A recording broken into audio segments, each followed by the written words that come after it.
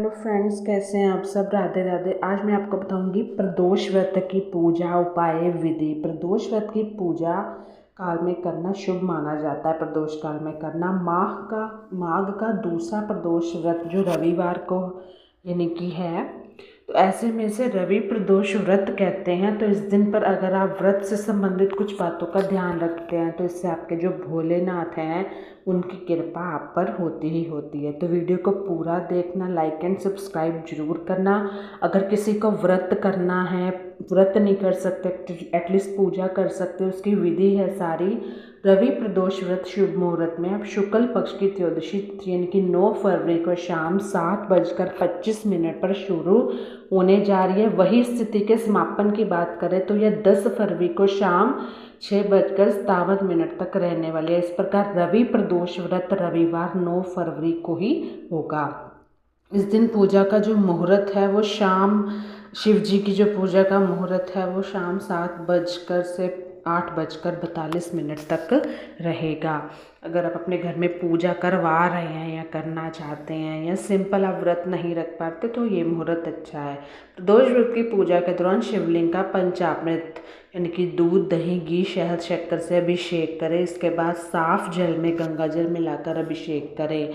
अब शिव जी को आपको बेलपत्र, फल, फूल, धूप, दीप, नैवेद्य चढ़ानी है। पूजा के बाद शिव जी के ओम नमः शिवाय मंत्र का रुद्राक्ष की माला से जप करना है और अंत में शिव जी की आरती करनी है। इसी के साथ आप शिव तांडव स्तोत्र और शिव चालीसा का पाठ जरूर करें।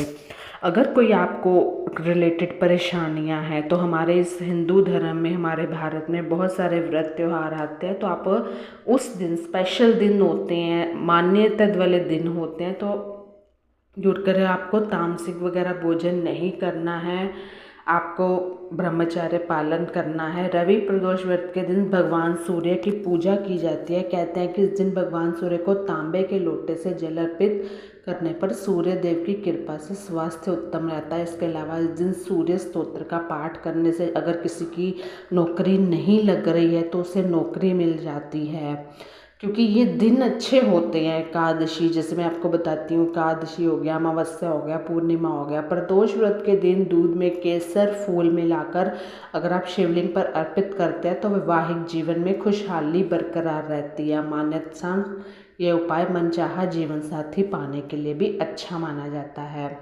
सुख समृद्धि के लिए रवि प्रदोष व्रत के दिन भगवान शिव जी को जौ का आटा अर्पित करें। साथ ही जौ के आटे को शिव के चरणों में स्पर्श कराकर इसकी रोटियां गाय को खिलाने से घर परिवार खुशहाल रहता है। किसी की जो बुरी नज़र लगी हुई है वो हट जाएगी। इसके अलावा सुख समृद्धि पर आप भौतिक सुख सुविधाएं आपको प्रदान हो। हर कोई चाहता है कि हमारा जीवन अच्छा रहे, सही से हम अपना जीवन यापन करें, दंपति जीवन सही रहे।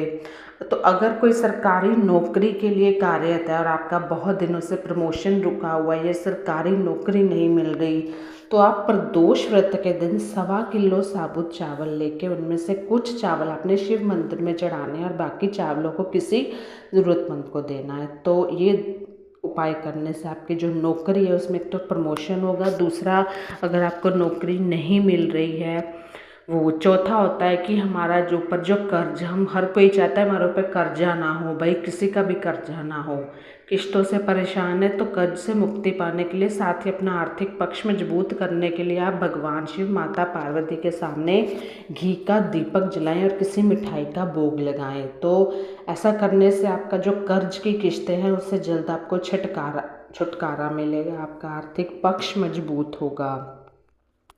तो वीडियो कैसी लगी मुझे ज़रूर बताइएगा। Bye bye, take care.